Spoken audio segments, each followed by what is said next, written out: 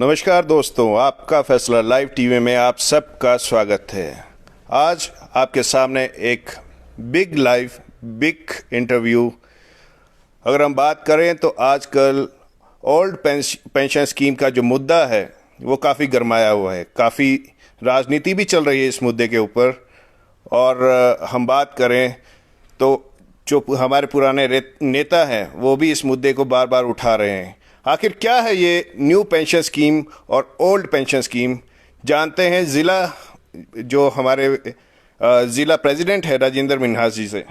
नमस्कार राजेंद्र मिन्हास जी, आपका फैसला टीवी में आपका बहुत बहुत स्वागत है। धन्यवाद सर। सबसे पहले आपका फैसला टीवी का धन्यवाद करना चाहता हूं इसके माध्यम से, क्योंकि जो एक ज्वलंत मुद्दे पे आपने एक चर्चा के लिए हमें बुलाया है।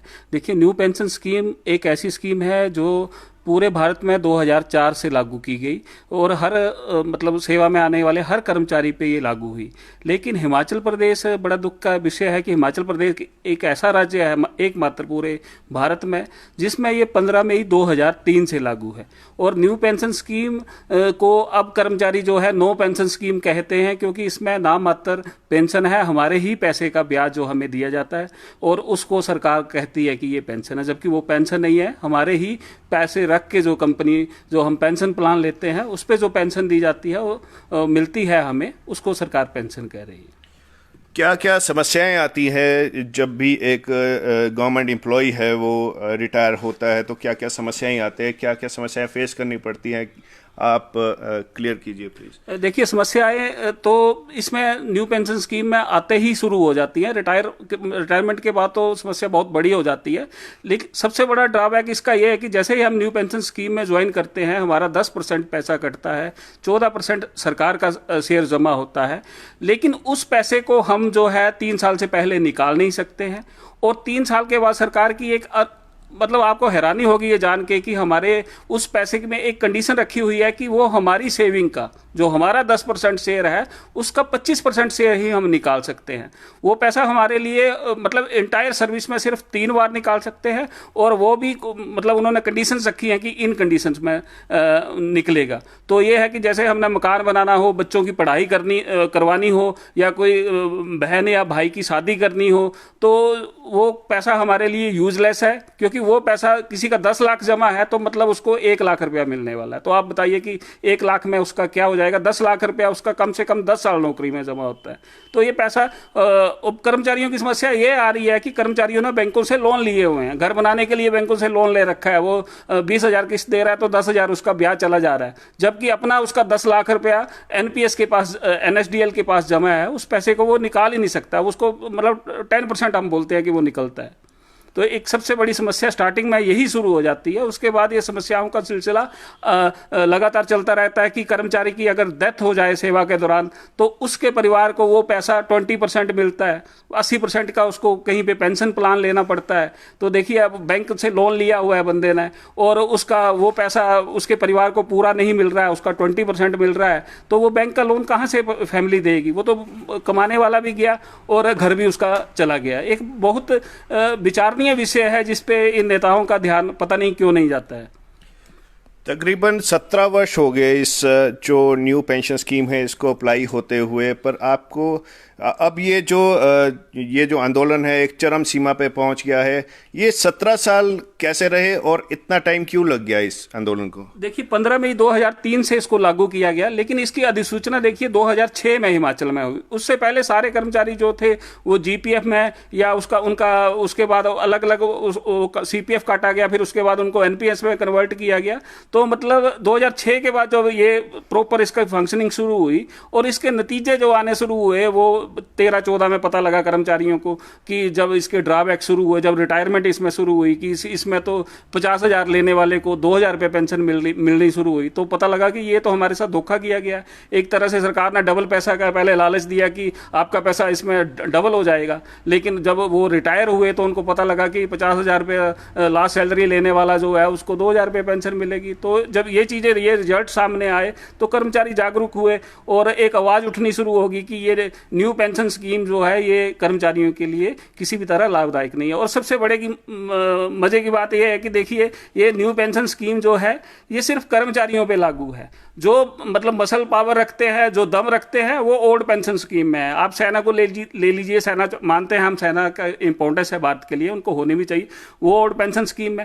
जज सारे ओल्ड पेंशन स्कीम में, अब भी कोई जज लगता है तो वो ओल्ड पेंशन स्कीम में आता है, उसको एनपीएस नहीं है। या 2003 के बाद कोई नेता बन चुन के आता है तो वो क्यों नहीं एनपीएस में आता है, वो भी ओल्ड पेंशन स्कीम में आ रहा है। तो ये अपने लिए तो मलाईदार रखा हुआ है इन्होंने, लेकिन कर्मचारियों के लिए ये जबरदस्ती थोप दी गई है।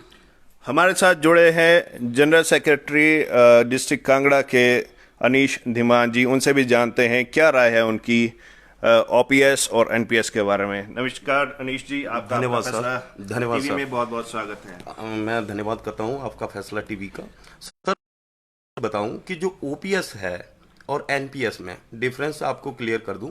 जैसे ओपीएस में जो लोग आते हैं, जब वो रिटायर होते हैं तो उनके लिए क्या है, प्रोविजन है कि लास्ट पे ड्रॉन का उनको 50% जो बनता है वो उनको एज ए पेंशन मिलती है।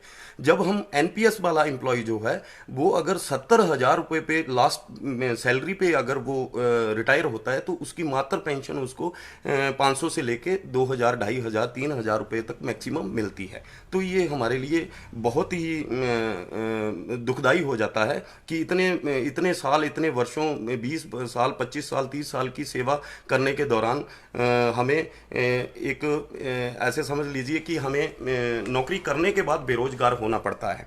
आप सोचिए कि अगर कोई 70,000 पे हमारे एक एम्प्लॉय जो हैं वो रिटायर हुए हैं तो उनको 512 रुपये पेंशन मिलती है। हम तो किसी को चाय का कप भी नहीं ऑफर कर पाएंगे। तो ये हमारे लिए बहुत ही दुखदाई चीज़ है। मंजीत जी हमारे साथ जुड़े हैं यहाँ पर आपका फैसला टीवी में। नमस्कार मंजीत जी, बहुत बहुत स्वागत है। आपकी क्या राय है इस? पहले तो मैं आपका फैसला वालों का सबका धन्यवाद करता हूँ, धन्यवाद। पत्रकार बंधुओं का। हमें सर ये है कि हमारी जो ओल्ड पेंशन, हम ओल्ड पेंशन ही लेना चाहते हैं, ना कि न्यू पेंशन। क्योंकि न्यू पेंशन में तो ना हमें पैसे मिलते हैं टाइम से, ना हमारा ना घर बना सकते हैं, ना बच्चों की पढ़ाई करा सकते हैं। तो हमने खुद लोन लिए हुए हैं। जो न्यू पेंशन में है उन्होंने अपने लिए लोन लिए। मैं खुद 15 लाख रुपया लोन लिया हुआ है मकान बनाने के लिए। तो मैं किस्त, जब मैं रिटायर हो जाऊंगा तो मैं किस्त देने के भी काबिल ना रहूँगा। तो मेरा आग्रह रहेगा कि ये न्यू पेंशन को बंद किया जाए और ओल्ड पेंशन को शुरू किया जाए। धन्यवाद बहुत बहुत। एक बहुत ही ज्वलंत मुद्दा राजनीति का रूप भी ले चुका है। हमारे जो पूर्व सांसद राजन सुशांत जी हैं, उन्होंने एक 5 सितंबर को एक बड़े आंदोलन का ऐलान किया है। क्या विचार है उसके बारे में? देखिए सर, हम राजन सुशांत जी का धन्यवाद करते हैं कि उन्होंने कर्मचारियों के इस दर्द को, इस पीड़ा को समझा है और उसके लिए आवाज़ उठाई है। और 5 तारीख का जो धरना है वो धर्मशाला में उन्होंने रखा है।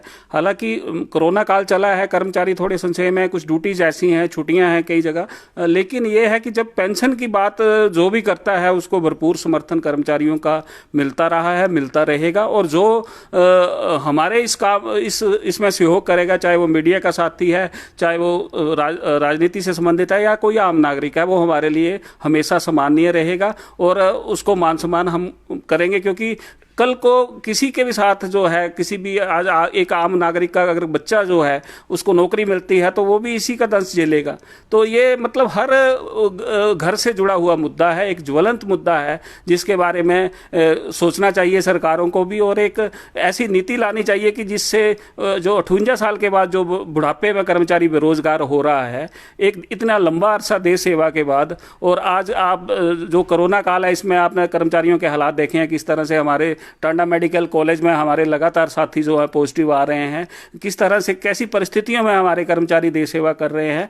तो इसको देखते हुए मेरी सरकार से आग्रह रहेगा कि कम से कम एक सम्मानजनक पेंशन, एक सम्मानजनक बुढ़ापा हर कर्मचारी का अधिकार है, एक आम नागरिक का अधिकार है। और ये सरकार की नैतिक जिम्मेवारी भी है, क्योंकि हर चीज़ के लिए हम पे कर रहे हैं। अगर सरकार कहती है कि हमारा खजाना खाली है या हमारे पास फंड नहीं है, तो हम ये सरकार का देखने सरकार को देखना चाहिए इन चीज़ों के बारे में, क्योंकि हम जो भी कर रहे हैं, हम जो भी चीज़ ले रहे हैं उसमें हम टैक्स भी दे रहे हैं, इनकम टैक्स भी दे रहे हैं, जीएसटी भी दे रहे हैं, और ये चीज़ सरकार ने देखनी है कि किस तरह से खर्चे कंट्रोल किए जाए। आज सारा पैसा हमारा कर्मचारियों को जो है वो शेयर मार्केटों में जा रहा है, बड़ी बड़ी कंपनियों को फ़ायदा पहुंचाने के लिए। अगर देश हित में ये पैसा लगता तो हमें इतराज़ नहीं था कि ठीक है जी, आपने न्यू पेंशन स्कीम लॉन्च की है तो ये पैसा देश हित में लग रहा है, हम ठीक है, हम अपने देश के लिए हम कुर्बानी करने को तैयार है। लेकिन आप हमारे कर्मचारियों का सारा पैसा इन मल्टीनेशनल कंपनियों को दे रहे हैं पेंशन प्लान के रूप में, तो वो तो सही नहीं है। आप चंद कंपनियों को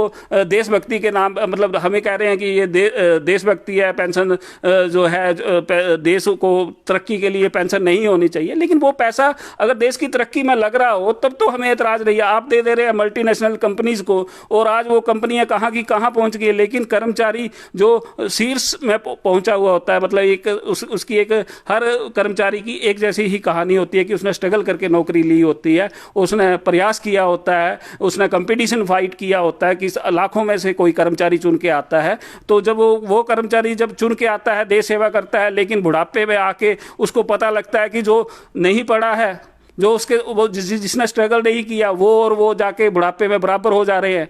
तो ये हालात ऐसे नहीं होने चाहिए। इससे क्या होगा कि प्रतिभाओं का पलायन भी भारत से होगा, और सरकारी सेवा में भी कर्मचारी नहीं आना चाहेंगे, क्योंकि प्राइवेट सेक्टर में लगता है कि आज हमारे पास ऐसे कर्मचारी हैं कि जो 50-50 हज़ार की प्राइवेट सेक्टर की नौकरियां छोड़ के सरकारी में आए थे कि उनका फैमिली जो है इसमें सिक्योर होगी। लेकिन आज बड़ा दुख उन्हें भी होता है कि अगर वो वहाँ होते तो कम से कम 1.5-2 लाख रुपये, क्योंकि वहाँ पे चॉइसेस ज़्यादा, टैलेंट की कदर होती है। और यहाँ पे ये है कि यहाँ पे वो सिक्योरिटी जो है सरकारी कर्मचारी की आज ख़त्म हो गई है। वो आज हमारे साथ हम बैठे हैं, हमारे साथ कुछ मिस हैपनिंग हो जाए तो हमारे परिवार के आगे जो है अंधेरा ही अंधेरा है, क्योंकि किसी भी तरह का जो है हमारा परिवार सिक्योर नहीं है।